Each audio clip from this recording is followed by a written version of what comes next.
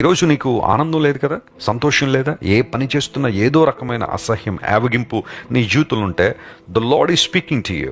Turn towards Jesus and ask him, Lord be with me, నాతో ఉండండి ప్రభువా, నీ సహవాసాన్ని నేను కోరుకుంటున్నాను అని దేవునికి నేను సంపూర్ణంగా సమర్పించుకోగలిగితే, ఇప్పుడు దేవుడు నీతో మాట్లాడుతున్నాడు, నువ్వు భయపడద్దు.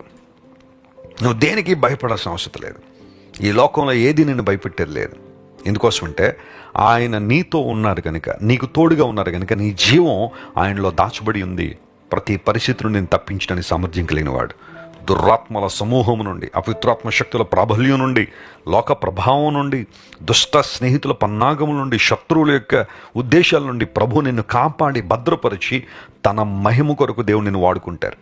నీ బంధువుల మధ్య, నీ స్నేహితుల మధ్య, నీ కుటుంబ సభ్యుల మధ్య దేవుడిని ఆశీర్వాద కారకుడిగా నిలబెట్టినప్పుడు నిన్ను చూసిన వారు అనేక మంది ధన్యుడువు ధన్యురాలవని అంటారు. ఇది దేవుని లేకుండా సెలవుస్తున్న మాట.